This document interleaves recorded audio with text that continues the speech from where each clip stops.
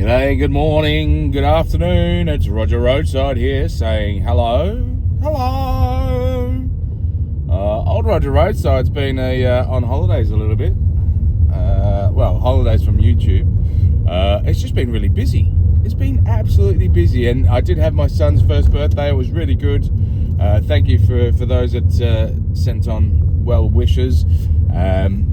He had a whale of a time, and everything was wonderful.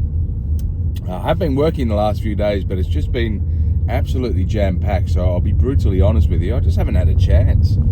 I haven't had a bloomin' moment. But I just wanted to do a quick one this morning, just because, I'd like to speak about really fun things and sunshine and lollipops and rainbows and all that sort of stuff, and maybe even just intellectual stuff, maybe just maybe hypotenuses and theories and just things that'd be interesting to talk about. But I just find that I'm constantly bombarded with information that just makes my head spin, and I need to sort of get that out.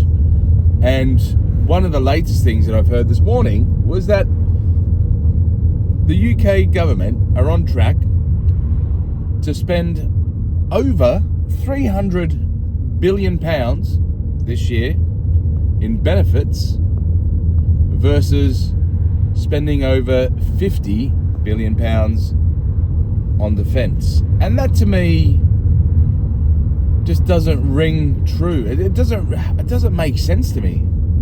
It doesn't make sense that we've gotten ourselves into such a mess. Make it make sense. How is it that over 6 times the amount of money that our taxpayer dollars are going to is going in towards benefits? And now look, again, I preface this by saying those people who are in desperate need and who are in need and who are physically incapable of doing things, 100% they deserve our assistance and they deserve our help. This is not a case of saying anyone who is in physical need or emotional need or mental need that they don't deserve help. It's whether or not the government has made it too easy for people to game the system. That is the question, really. Can you take advantage of the system quite easily? And I think with all the whistleblower reports and with all the information that comes out from various people that help out with people's applications and all that sort of stuff, yada yada yada, it's a bit of a joke, really, in regards to the amount of benefits that are available to people, and the severe. I remember the severe sort of upkeep of whether or not you're able to claim benefits. Look, I remember I was about to jump into a different thought, but I realised I hadn't finished that sentence. I remember back at home in Oz, like if you signed on as like having some sort of disability, like you couldn't walk or whatever the case may be, there were actual investigators that used to just keep an eye on people every now and again, and would just go and swing past their house, maybe swing past their area, maybe try to spot them.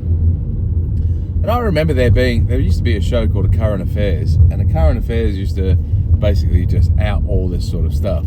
And they used to have video footage of people that were saying that they were disabled, couldn't work because they couldn't walk or because they had a back injury or something like that. And then there'd be like video footage of them like lifting, sleepers or lifting, not people asleep, but like wood sleepers, or heavy things, and just catching them out. And there were a few of them, but there was a bit of a task force that was involved in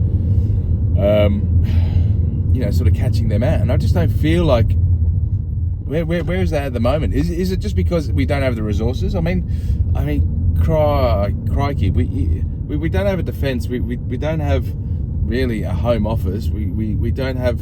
There's a lot of things that Britain doesn't have, and for a country that there's a lot of people saying there's no jobs and this, that, and the other. I mean, blimey, like there definitely could be some bloody jobs, but it's just whether. It's just the people spending the money aren't spending the money in the right areas, are they? That is the problem. But anyway, I think it's quite sad. I think it's, and to be honest, I don't feel, how can you feel safe in a place like that where you're spending £55 billion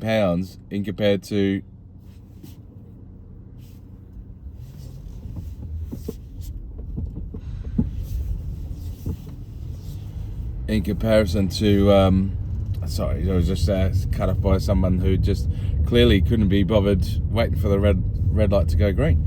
I think it's just sad that we've gotten ourselves into this predicament. And if I'm brutally honest with you, I mean, anyone from another country who's a bit sus, who's potentially violent, who's potentially, happy to warmonger and happy to invade and happy to do a lot of fairly bad things, must just be looking at the UK at the moment and just going, hang on, they've got a handful of ships, they can't move them very quickly, they've got a depleted ground force, their air force is reliant on equipment and planes that are from the bloody 60s. I mean, that's not factually correct, but they're outdated. At what point does someone go, do you know what, it might be a good time to take over a country like this? I mean, it's becoming more and more feasible for someone to do that, and do that quite easily, with very little resistance. So listen, I wanted this to be a quick one. What are your thoughts? Get your thoughts down below. Again, apologies for not being on here for that much for over the last couple of days, but I just have been really, really busy. But get your thoughts down below. Make sure you subscribe to the channel. We didn't quite hit our subscription challenge. We got to 94, I think, last time I checked. I haven't checked it. I don't know if we've had any drop-offs, but we got to 94, which was a great effort, and I really appreciate everyone getting behind it. But we were a little bit below the target. And get your comments down below. This is Roger Roadside saying thank you, mother, for the rabbits. I've just got to deal with the truck who's just decided to stop in the middle of the road. All right, bye.